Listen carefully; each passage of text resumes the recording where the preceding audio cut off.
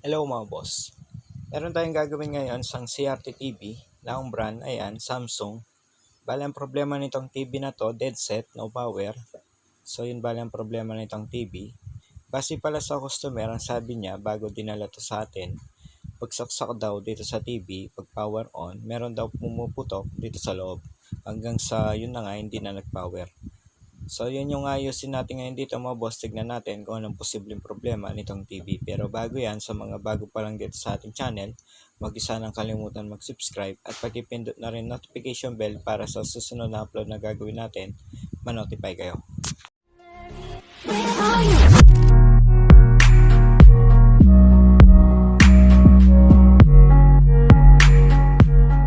Ayan mga boss, kung titignan nyo, bale nabuksan ko na tong TV. Ayan, kung papansinin natin tong kanyang playback, so wala naman sunog.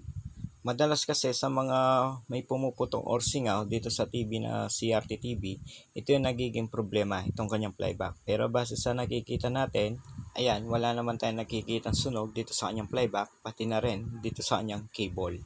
Ngayon mga boss, dahil wala naman tayong nakikita sunog dito sa kanyang playback, so itatry natin ngayon tong TV na iyon. Tignan natin kung hindi na ba talaga mag-on tong TV ngayon. So yun yung alamin natin. Ito TV na to mga boss, bago dinala sa atin to, halos may 2 linggo yung ulan dito sa atin. Baka alam nyo naman, kapag umulan itong mga CRT TV, kapag malamig yung panahon, talagang sumisingaw itong mga flyback. So baka nagkataon lang nung time na yun kaya hindi siya nag-on, kaya merong pumutok dahil sa moist. So ngayon ito try natin, tignan natin kung magpa-power on ba tong TV or hindi na. Ayan mga boss, so try natin. So dito ko na i-switch on, dito sa kanyang main switch mga boss. Ayan. Bale, sasaksak na lang natin. Ayan. So try natin. Ayan mga boss, so pagsaksak ko dito sa power cord, so hindi man lang umilaw tong kanyang indicator. So possible talaga may problema na tong TV na to mga boss. So hindi na talaga mag-on to kasi yung kanyang indicator dapat ilaw yan. Ayan, kaso hindi man lang umilaw tong kanyang indicator. So possible meron na talagang tama tong TV na to. So possible din mo boss yung mismong playback ang may problema dito sa TV na to, lalo na sabi ng customer yun na nga nung time na nasa kanila pa tong TV na to, pag on nga ang lakas daw ng pumutok dito sa loob nitong TV. So possible din mo boss, pwede rin yung kanyang output na transistor.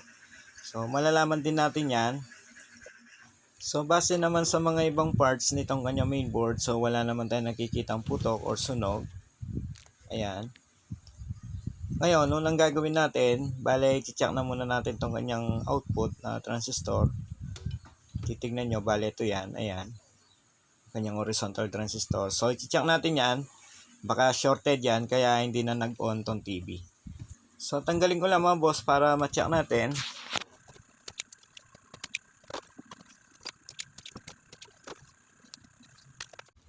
Kung titignan nyo, ayan mga boss, bale natanggal ko na tong kanyang horizontal transistor. So, i-check natin yan gamit yung analog tester. So, tignan natin mga boss kung shorted ba tong kanyang horizontal.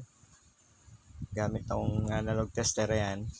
So, pwede rin naman kayong mag-set sa inyong tester times 1 times 10, 1K. So, depende na lang sa inyo mga boss. So, try natin na yan.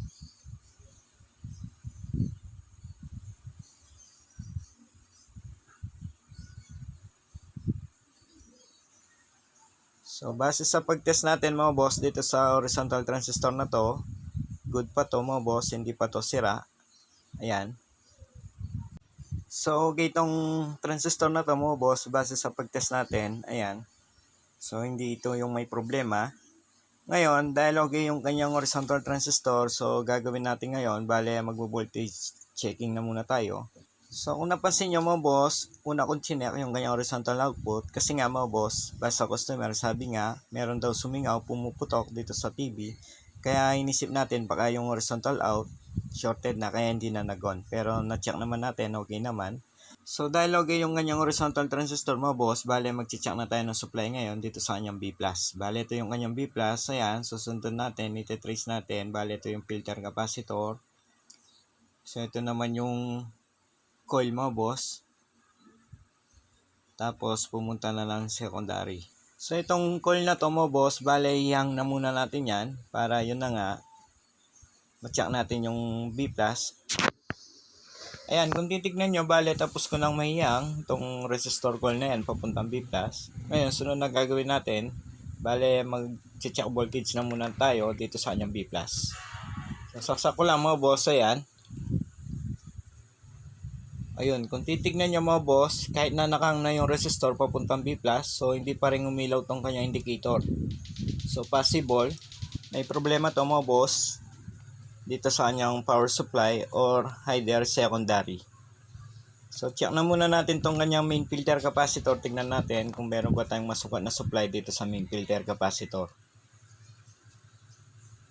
So check natin, ayan. Ayan, kung titignan nyo, meron naman tayong nasukat na supply dito sa main filter capacitor, nasa 321 volts. Ayan. So, meaning, okay itong kanyang primary, yung fuse, power cord, switch. Kasi mga boss, meron na tayong nasukat na supply dito sa main filter capacitor. So, napansin nyo mga boss, meron naman tayong nasukat na supply dito sa main filter capacitor, pero hindi pa rin umilaw itong kanyang indicator, although nakaang na yung B+. Ngayon, isa-isa na natin ititest yung mga parts dito sa secondary. So, ganun na lang gagawin natin mga boss para madali na tayo. A few moments later. Ayan mga boss, bale nakita ko na yung problema dito sa TV na to. Bale okay na tong TV.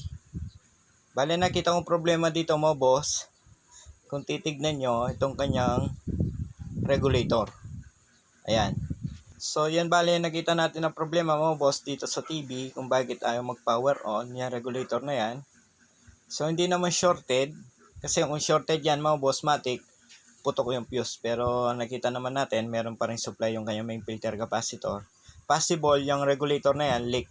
Kaya ayaw mag-power on tong TV mga boss dahil dito sa regulator na yan. Ngayon try natin. Kung titignan nyo mga boss, ayan bale naibalik ko na itong kanyang mainboard, bale binalik ko na rin yung kanyang horizontal, pati na rin yung hinang natin na resistor. So, tatry na lang natin ngayon mga boss. So, pansinin nyo, ayan, saksak ko lang. Pansinin nyo mga boss. Ayun, kung titignan nyo, umiilaw lang ngayon itong kanyang indicator. So, hintay lang natin magkaroon ng display. Mga ilang segundo. Ayun. Kung titignan nyo, lumabas na yung kanyang no signal, bale nakaset on TV sa audio video. So yun talaga yung nakita natin ng problema mga boss. Yung kanyang playback, so okay pa naman, wala naman tayong naririnig na singaw or pumuputok-putok dito sa kanyang playback. Possible kaya pumuputok-putok tong TV na to nung time na nasa customer pa tong TV. Kasi yung araw na yun mga boss, halos mag-3 linggo na yung ulan dito sa lugar namin. So possible nagka-moist, lalo na dito sa mga CRT TV, sagit yan. Kapag tag-ulan, sumisingaw. So maswerte pa ako mga boss kasi hindi yung playback ang problema. So possible mga boss, nung nasa customer pa tong TV na to, nung time na pumutok daw na malakas, ang nasira na parts yung regulator. So hindi yung horizontal transistor. Base kasi sa experience ko kapag ganyan, kapag may singaw or pumuputok, minsan madalas na tinatamaan yung horizontal output. So na-test naman natin, yun yung unang tinest natin kanina kung nakita nyo. So nakita nyo okay naman, hanggang sa yun na nga mga boss, nakita natin ang problema itong kanyang regulator. Ayan.